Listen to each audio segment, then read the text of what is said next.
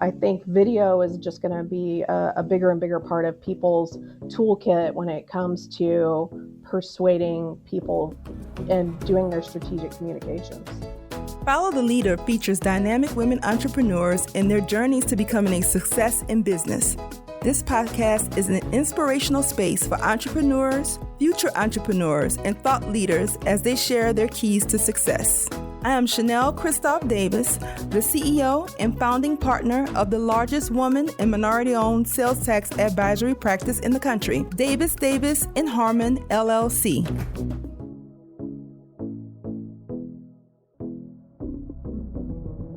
So welcome back to Follow the Leader podcast show. Today we have in the guest leader chair, Carrie Martinez. Carrie is the CEO and founder of CM Productions, Inc. It was founded in 2000. You guys are Women Business Certified as well as DBE Certified, Hub Certified, and your business specializes in intelligent visual storytelling. You produce content for employee communications, for internal communications for corporations, as well as B2B and B2C marketing, public relations, public affairs, events, trade shows, and the like. So you basically are a full service visual content agency, and you provide high quality, intelligent storytelling that creatively communicates a company's goals.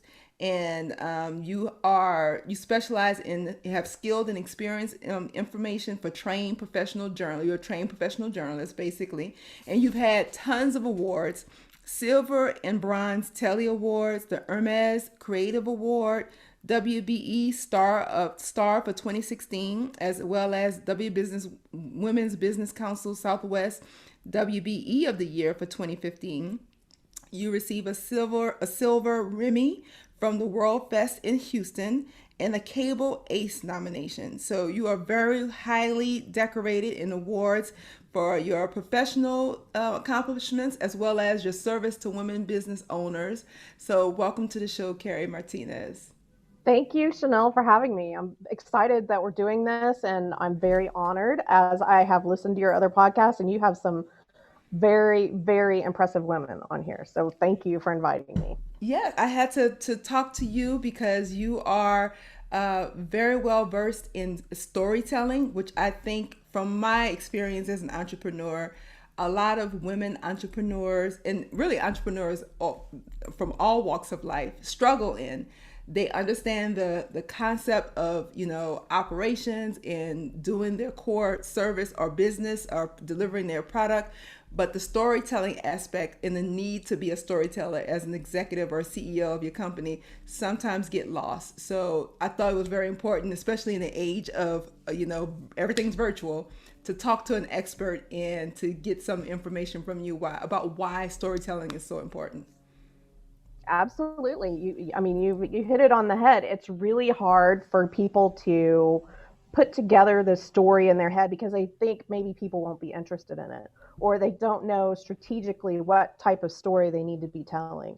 Um, I have found that when you can tell an effective story, you can actually generate really strong empathy with another person. And when someone feels connected to someone else, they're going to be more likely to buy from you. They're going to be more likely to come work for you and stay with you as an employee, or, even if they want to be your partner. I mean, those stories are what bind us because that generates that. It has a brain chemical that happens when that feeling of connection happens.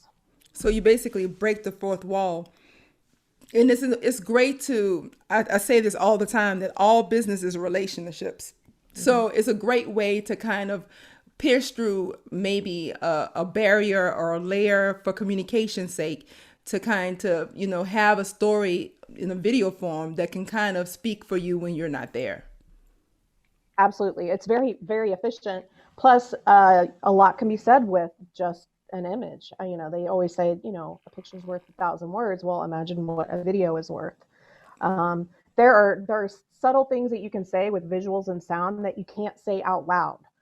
It doesn't come across the same way. And you get that feeling when you're able to put the visuals and sound together in a way that just communicates what you need to do without having to say it out loud. And it really communicates at another level in your brain. Yeah, so you're forming human connection and human bonds, and it's actually helping you communicate your story better. So, about your service, are you also a part of the production aspect or pulling out the story? How involved are you if someone were to contact your company and they want to put together a package? How involved are you in crafting that story?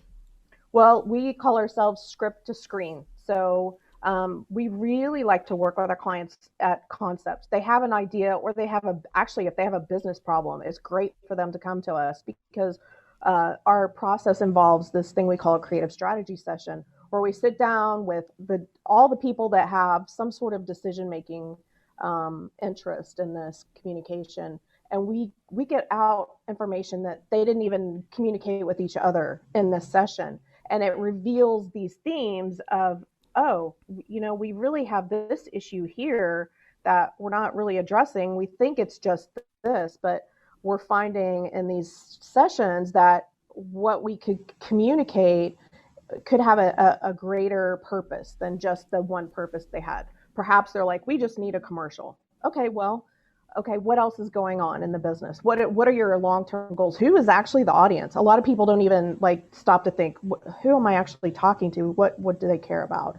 Everyone's about me, right? You always have to remember that. Any good salesperson knows they want to make sure they're taking care of the need of the person they're talking to. It's not about pushing the product. It's about solving the needs of the person that they're in front of. So by doing these creative strategy sessions, we're able to build a scope for what the client needs, and then tell them exactly what needs to be produced. And one of my main goals in doing this is finding multiple ways to use footage that we shoot for other projects so their budget dollars go farther. It's I just had a client come back to me for a project we did in 2019. They're redoing their website, and now we're pulling up footage and creating new stuff for them from that footage at a much lower cost than had they gone out and done a whole new set of videos. So there's a lot of value there in that strategic mindset at the very beginning, rather than just the execution. So script to screen, literally from concept to delivery. Tell me more about your employee communication services, because I see that you do executive presentations, but you also do things for internal use, such as HR support, training videos, documentaries. So I'm thinking, as a CEO, since we're kind of in more of a virtual, remote, work environment, I can already think about ways that would be extremely helpful for an organization. So talk a little bit more about that. Yeah, I mean, you're only limited by your imagination of the types of things that you can do for your organization. It's really I find new things all the time. But one of the strongest areas of work that we've done is in leadership development, because when you think, especially about these big corporations, their C-level guys and women are not in front of all their employees. When they have thousands and thousands of employees, they're not able to be in front of them. So in what we do are these leadership development videos where the employees get to see and hear from their leaders, and really on very philosophical points of view that support the training that they're going through. So and working with the C-level executives, they want to come across as strong, they want to come across as well informed, and they want to come across as empathetic to their employees. And that's a performance issue, especially on camera. So that's something that we make sure that we coach them to make sure that they look their very best. It's a little more comfortable for us to coach than perhaps like one of their direct reports or their employees below them. When it's coming from someone who is a professional, it's just a little easier for them to take that. Yeah, I can imagine that would be difficult to direct your boss and like, this is not working. Right. And you don't want to hurt their feelings. And yeah. Right. Yeah, that would be hard. So tell me about Carrie when she was young. How did you become this journalist, storyteller? Where did this all begin? Yeah, that's it's a funny story. I reflect back on my own story, and I'm a daughter of a naval aviator, Navy brat. We moved around a lot when I was little. I went to a different preschool, a different kindergarten, and I was in a totally different um, state for starting first grade. And I mean, that was, let's see, Texas, Florida, Kansas were those. And so in that time, you're starting to socialize a little more. You're learning that you can make friends. And so by first grade, I had decided that show and tell was actually show or tell, because I wanted to make friends. I wanted to connect with these kids. So I would get up and tell stories about my imaginary horse. Oh I'd my maybe gosh. been on a pony once in my life, but I would get up and talk about Rose, my imaginary horse, and how much fun we have on the weekends, and just tell these stories. And my teacher would just let me go on and on and on. That is hilarious. That's early support by teachers. Okay, That's when they right. That's realize a right. kid has a skill, support it. Right. Yeah. So that, I guess that's kind of where I started my desire to tell stories. And then as I progressed through school, I was a high achieving student. I never got a bad grade, really. My sons don't like to hear that, but um, I was like salutatorian in high school. And then I went to TCU on a scholarship and found broadcast journalism there, and an incredible student development program that helped me really empathize and learn from others, especially people who were not like me at all. And that really set me on my path, I believe, because journalists have to be able to talk to anyone and relate to anyone and see from other people's point of view. It's really important, or things don't get told. So I felt like that was my true calling. I was elated to figure out that's really what I wanted to do in life. And so I did some work at CBS News and WFAA here in Dallas, and then I got a job working for news consultants. I was actually hired to work for the chairman, and I got to learn all about the backside of news consulting, including their talent coaching and their talent placement, and all the different research that they do. And from that, I realized the backside is really the business side, where the money's made. And the direction I saw it going, television news, I decided I'd rather be in more control of what I get to tell. So I got recruited away by a production company and started doing in-flight entertainment advertorials on. It was on United, and then we're on US Air and American for a while. And with that, I was working for huge brands like Samsung was one of my big clients, IBM. I went all over the world for IBM. Um, I was in Seattle all the time. I was in Boston all the time. Um, just all over. And I was doing 100-hour weeks toward the end of the month Oh when my our gosh, that is intense. yeah. So because we had these deadlines, and back then things weren't digital yet, so we had to put our tapes on FedEx or even on an airplane to make it in time for the deadline. So that's just the pre-digital things took a lot longer.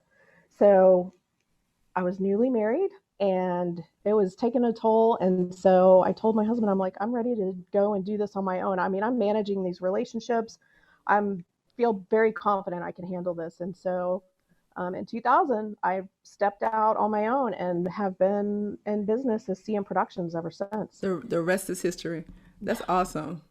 Yeah, that's usually for a woman the turning point when you realize, I have a husband now and I really want to see him because I was a consultant as well. And again, I was gone all the time and rarely was home to spend time with my husband, my new husband. So I can definitely Yeah, relate. Yeah. yeah. It's I mean, it's great. The experience is wonderful. I would recommend any young woman get as much experience as you can. Um, but at some point, you do have to figure out your work-life balance, and that applies to even when you're an entrepreneur, because we could work Oh 24 yeah. hours a day if we wanted to, but Absolutely. we have to know when to turn it off. Absolutely. So now what are some of the trends that you're seeing in business communications? And I know video is huge and hot, but what makes you excited that's coming down the pipeline for, telling stories in this type of format?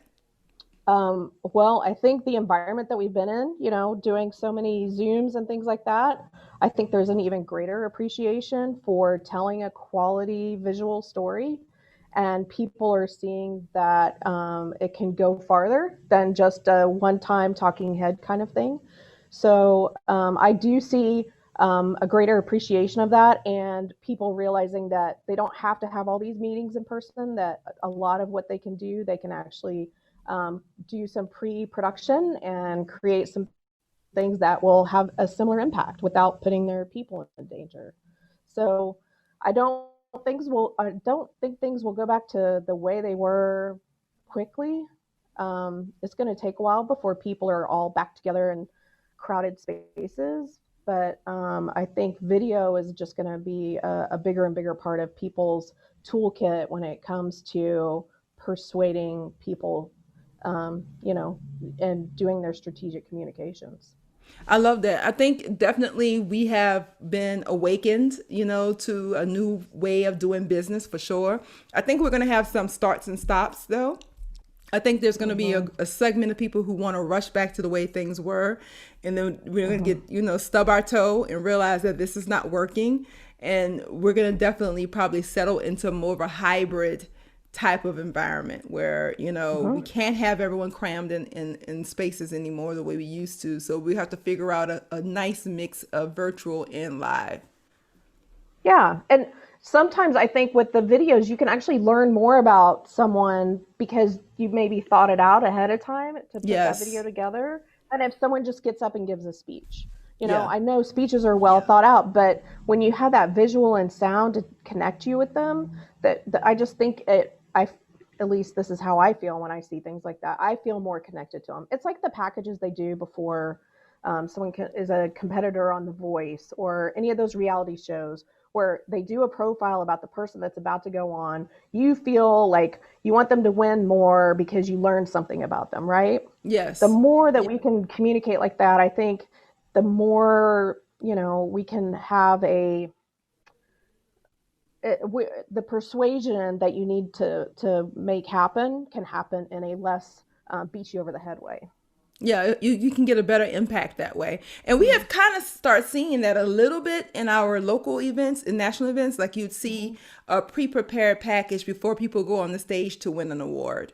Mm-hmm. So they kind of started doing that a little bit, but Mm-hmm. I can definitely see it getting better and more used in more creative ways.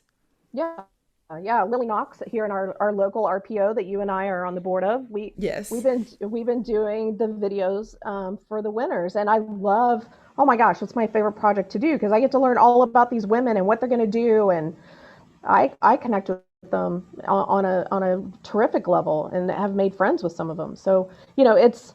I think there's so much value in being able to tell someone's story. I mean, it's like I said, I did work for Encore to recruit millennials, and that was getting their people who are millennials to tell their story and put them in threads that people who are considering working there could relate to, different topics. So I mean, it's just there's no limit to what you can do with visual storytelling.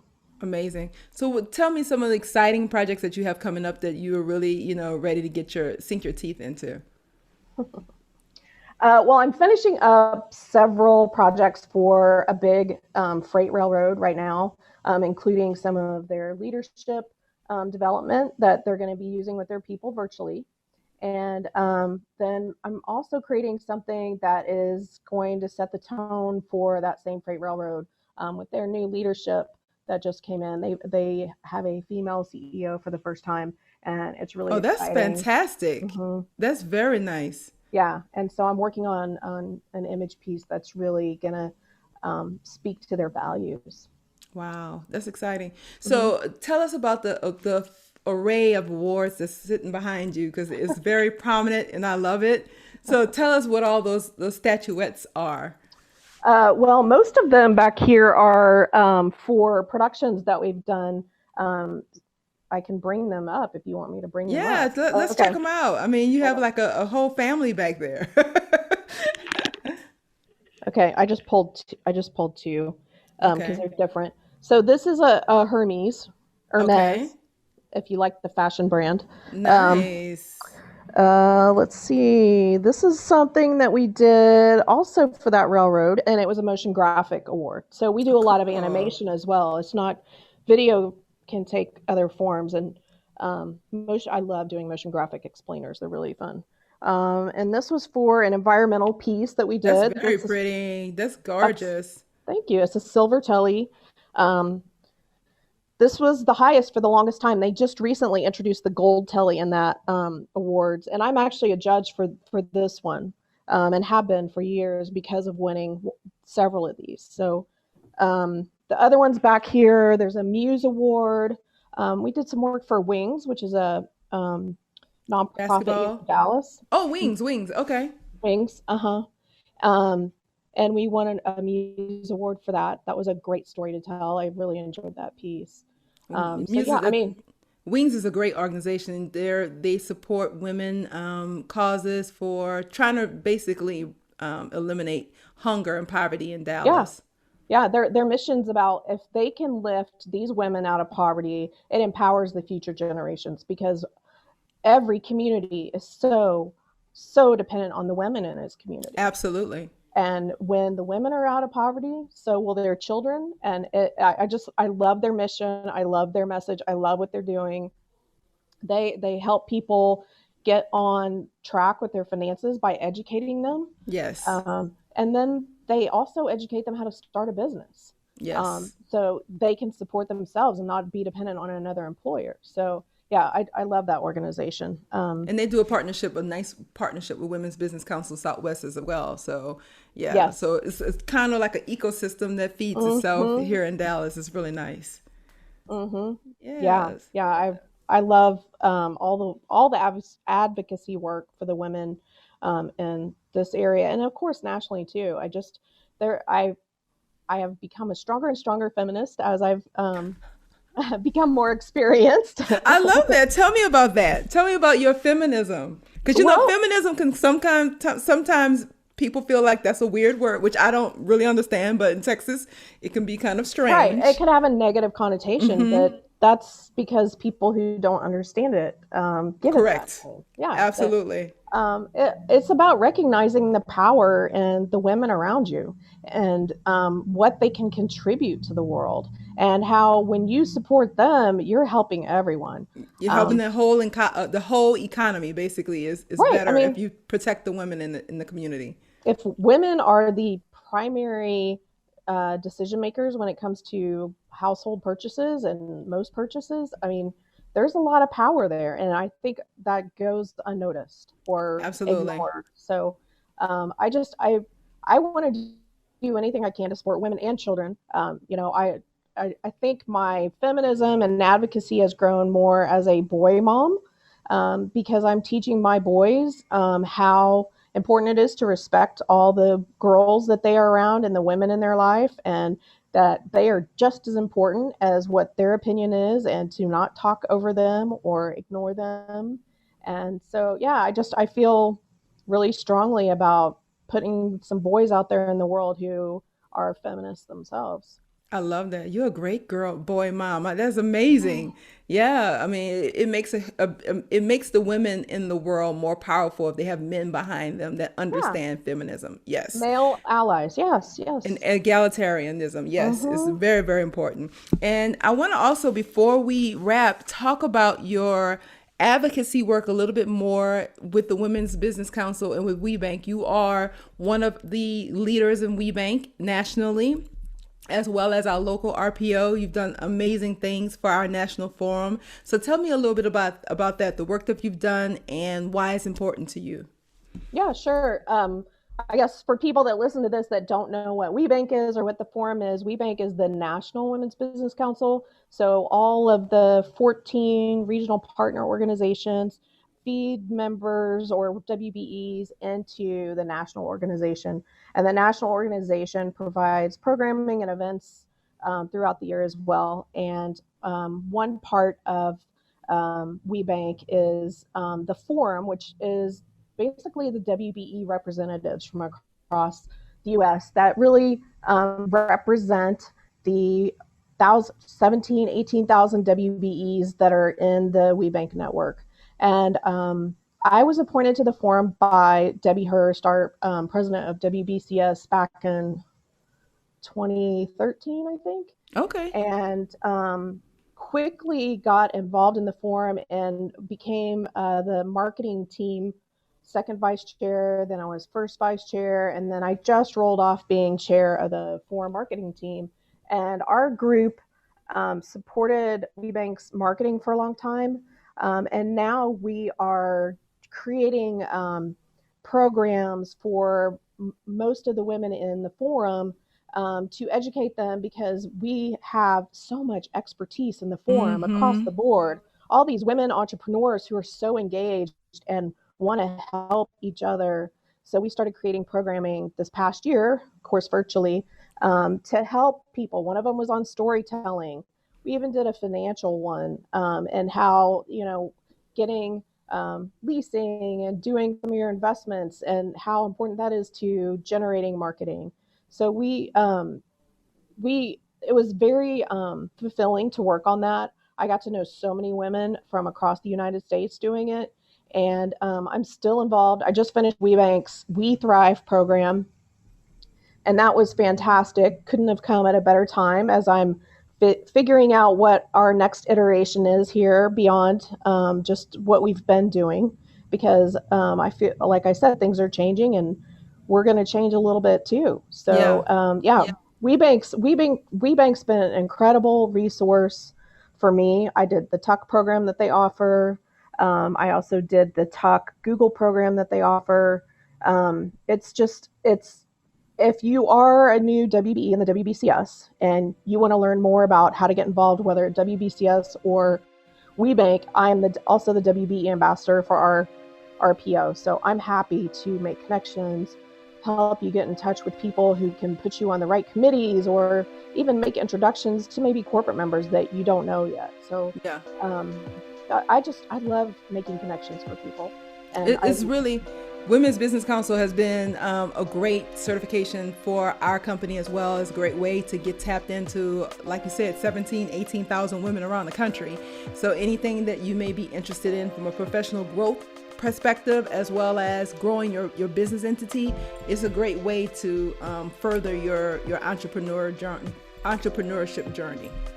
Yeah, and I think they got even better this year, having to be virtual, not rely on the same events. I think they became an even more critical resource for us. I agree. Absolutely. I mean, I think they definitely buckled down and kind of streamlined things and thought through programming, and really came up with some innovative ways and grant programs that were, for some, women business owners, were a lifeline. Mm-hmm. Yes, absolutely. So, well, thank you so much, Carrie. We appreciate having this time with you and sharing your expertise with our audience. Again, women, and men, my listeners, please check out the show notes. We're going to drop all Carrie's information in there, where you can contact her if you want to learn more about her services, her website. All the information will be in the show notes for you to reference and learn more about her organization and the wonderful work, the award-winning work that she does. So thank you so much, Carrie. Thank you, Chanel. I appreciate you having me on, and I'm loving your outfit today. Oh, thank you. This zebra print, I'm telling you, is taking people places. I'm like, oh my gosh. So thank you. I appreciate it. Thank you, Chanel.